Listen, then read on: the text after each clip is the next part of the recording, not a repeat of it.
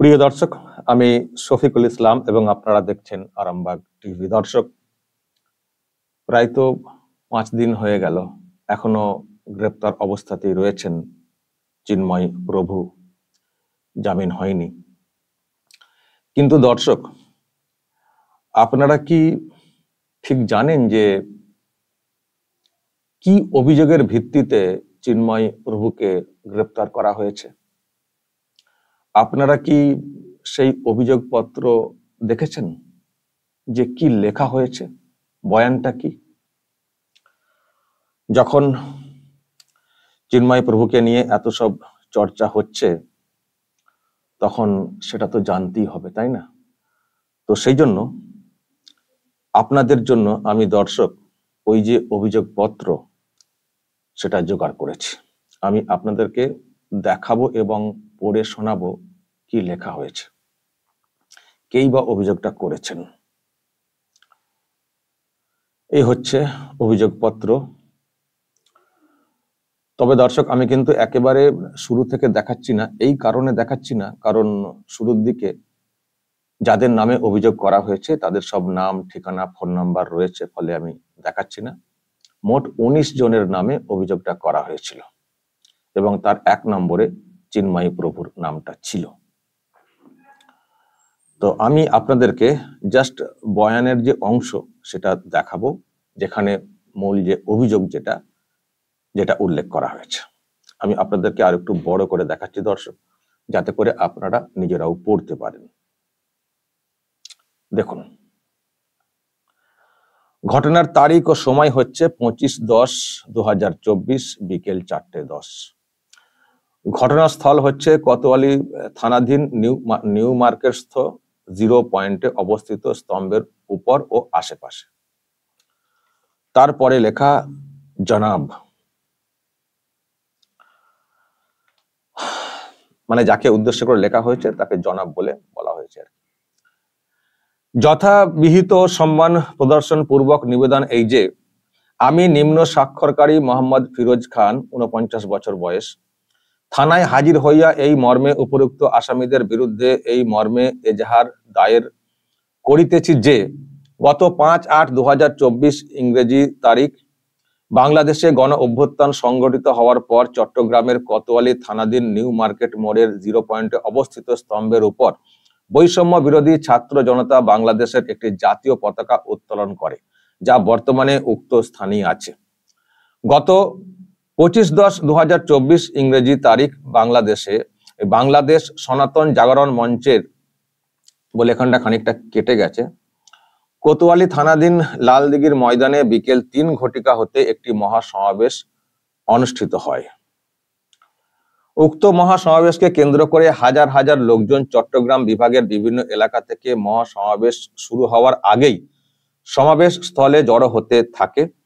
একই তারিখ বিকেল অনুমান 4:10 ঘটিকার দিকে এজাহার নামীয় 1 নম্বর হতে 9 নম্বর আসামির ইন্ধনে আর 10 নম্বর থেকে 19 নম্বর আসামি সহ, দেখুন দর্শক, মোট 19 জনের নামটা রয়েছে।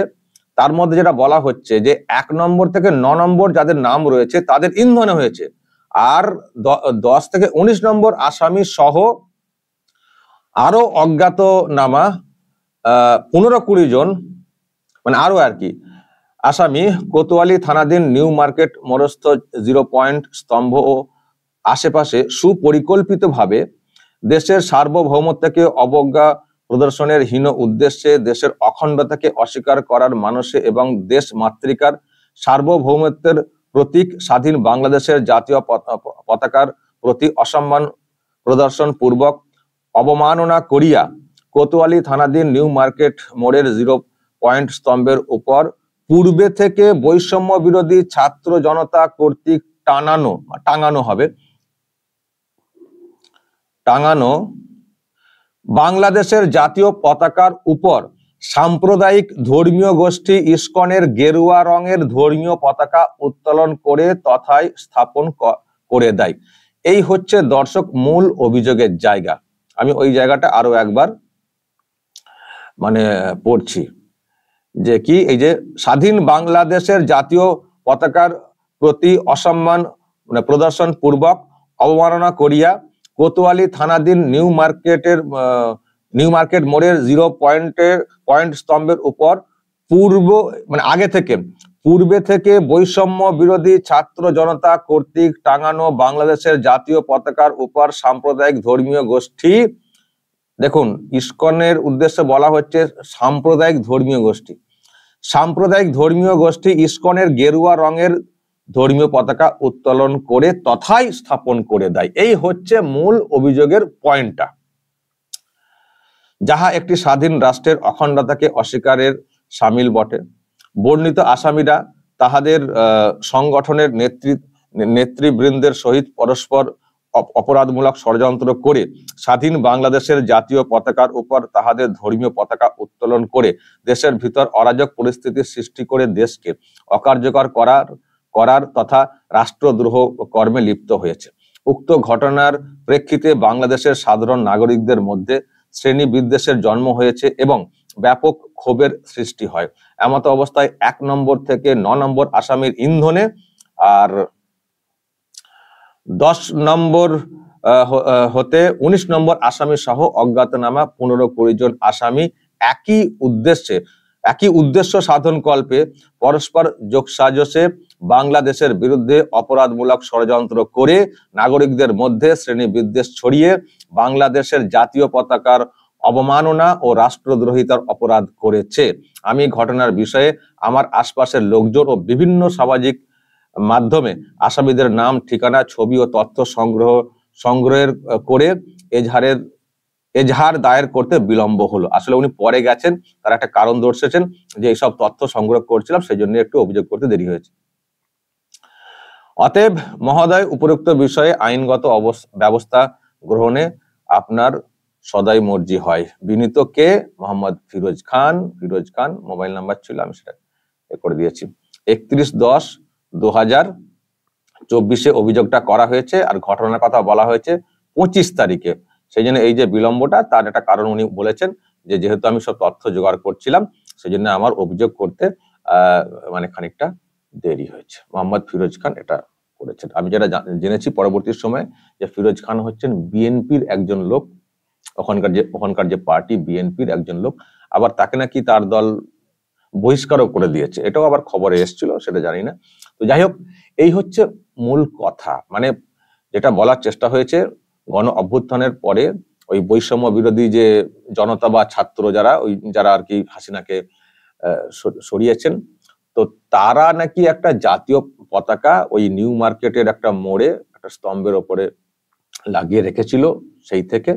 তো যেটা বলা হচ্ছে এই 25 তারিখে বাংলাদেশ সনাতন জাগরণ মঞ্চের যে প্রোগ্রামটা হয়েছিল, সেখানে চট্টগ্রাম এলাকা থেকে হাজার হাজার লোকজন এসেছিলেন।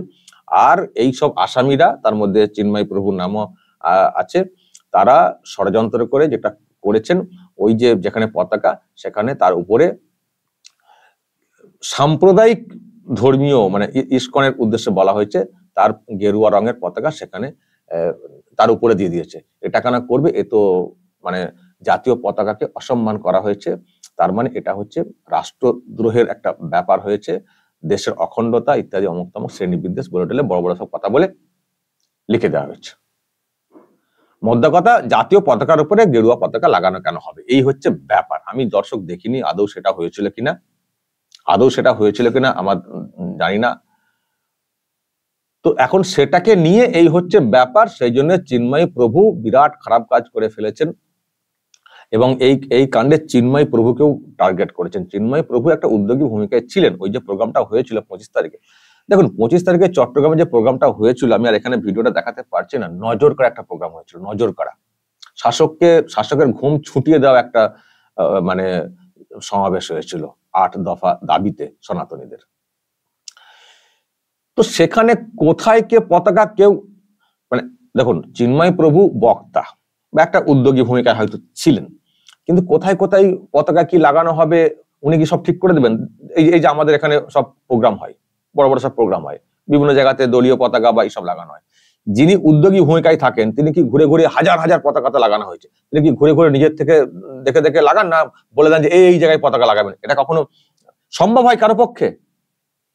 যদি কোথাও কেউ নিচুতলার লোকজনেরা, কর্মীরা যদি লাগিয়েও ফেলেন, সেটা তারা নিজেদের লাগিয়েছেন, হয়তো বুঝতে পারেননি বা কিছু।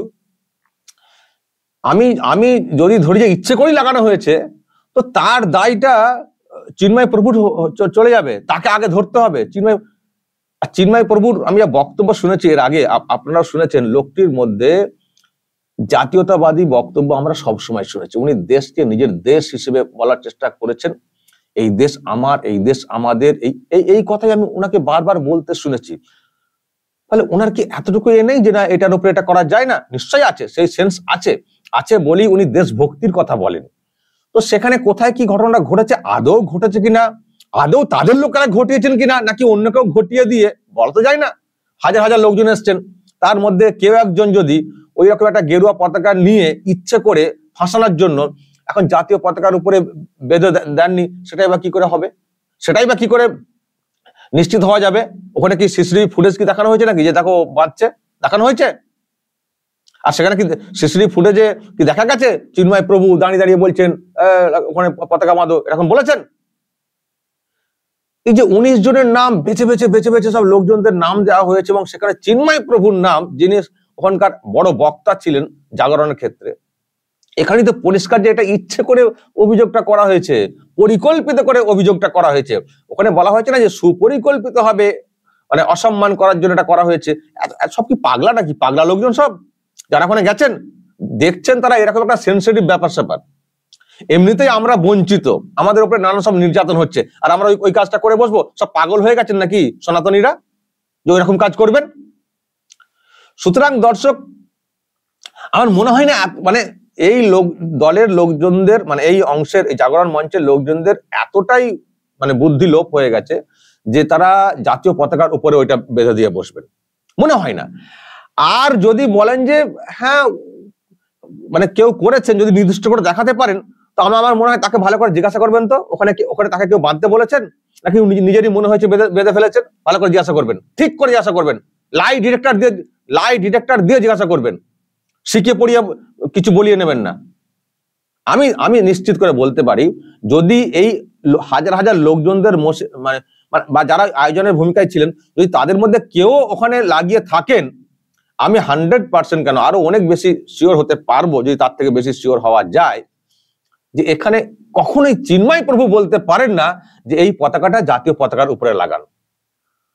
এখন যদি মনে হয় যে উনি উদ্যোগী ভূমিকায় এত বক্তব্য রেখেছেন, সুতরাং ওনারই সব দায় নিতে হবে, ওনার কথা শুনে এরকম করেছেন, সেটা জোর করে বলা। উনি যেহেতু সনাতনীদের জাগানোর চেষ্টা করছেন, সুতরাং যা হয়েছে ওনার দায়, সেটা জোর করে বলা। কিন্তু অভিযোগ তো ওইভাবে তো হয় না, বিচার তো ওইভাবে হয় না। বিচার ওইভাবে হয় কি, ছেলে অপরাধ করলে বাপের কি জেল হয়ে যাবে নাকি? ছেলে অপরাধ করলে বাপের কি জেল হয়ে যাবে? তো সেখানে আমি আবারও বলছি, আপনারা কি দেখেছেন যে চিন্ময় প্রভু নিজের থেকে ইন্ধন দিচ্ছেন? এই যে ইন্ধনের কথা বলেছেন, যে 1 থেকে 9 নম্বর ইন্ধন আর 10 থেকে 19 নম্বর করেছে, একটা পতাকা লাগাতে 10 থেকে 19 জন, আবার আরো 15-20 জন একটা পতাকা লাগানোর জন্য জাতীয় পতাকার উপরে। ভাবুন অভিযোগের বয়ানটা, শুধু ভাবুন। এগুলো ধোপে টেকে কেন ওখানে টেকে আছে আমি জানি না। ওখানে তো জামিন হয়নি, আমাদের দেশে হলে তো মনে হয় এসব টিকতো না। মানে অভিযোগের বয়ানটা দেখুন না, পুরোটাই একেবারে পরিষ্কার যে আমাদের ওই কেস সাজানো, এখানে সেই কেস সাজিয়ে মামলা হয় না, ওই কেস সাজানোর মতো মামলা। বয়ানটা শুনেই পরিষ্কার হয়ে যাবে কেস সাজানো, এই মামলা দাঁড়ায় না। কিন্তু হলে কি হবে, জামিন তো হয়নি চিন্ময় প্রভুর, তাকে তো এখনো বন্দি অবস্থাতেই থাকতে হচ্ছে, এত মুভমেন্ট এত কিছু, কিন্তু তাকে তো এখনো ছাড়া হয়নি। এটা জোর করে আটকে রাখা, দর্শক আমার যেটা কথা মনে হচ্ছে, কারণ অভিযোগ পত্রের যে বয়ান, সেই বয়ান অনুযায়ী চিন্ময় প্রভুকে দোষী সাব্যস্ত কখনোই করা যাবে না। যদি বিচার সঠিক হয়, চিন্ময় প্রভু হাসতে হাসতে বেরিয়ে আসবেন, তার কিন্তু জয় হবে, এটা নিশ্চিত। যেহেতু এই অভিযোগের ভিত্তিতেই গ্রেপ্তার করা হয়েছে বলে বলা হচ্ছে। এবার দর্শক আমি আপনাদেরকে একটা ভিডিও দেখাবো, যে চিন্ময় প্রভুরা নাকি এইসব অন্যায় করে ফেলেছেন, বিরাট জাতীয় পতাকার উপরে ধর্মীয় পতাকা লাগিয়েছেন। যদিও চিন্ময় প্রভুকে, আমি আবার বলছি, এরকম কোনো ভিডিও আমি দেখিনি যেখানে চিন্ময় প্রভু জাতীয় পতাকা করছে। এবার আমি আপনাদেরকে একটা দেখাই, খুব রিসেন্ট একটা ভিডিও এসছে আমার কাছে, চট্টগ্রামেরই বহদ্দার হাট জায়গার নাম। ভালো করে দর্শক দেখুন এই ভিডিওটা। বহদ্দার হাট জায়গার নাম, জটিলপাড়ার নাম একটা। দর্শক দেখুন তো জাতীয় পতাকাটা কোথা রয়েছে, আর তার উপরে কি পতাকা রয়েছে, তার উপরে ধর্মীয় পতাকা রয়েছে না অন্য কি পতাকা রয়েছে, আর দেশের জাতীয় পতাকাটা কোথায় রয়েছে, কার পজিশন উপরে, দেখুন তো। বিক্ষোভ দেখানো হচ্ছে, চিন্ময় প্রভুদের বিরুদ্ধে বিক্ষোভ দেখানো হচ্ছে।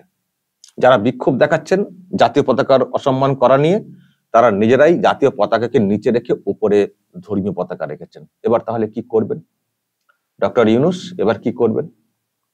এবার কি করবেন আপনাকে বলতে হবে।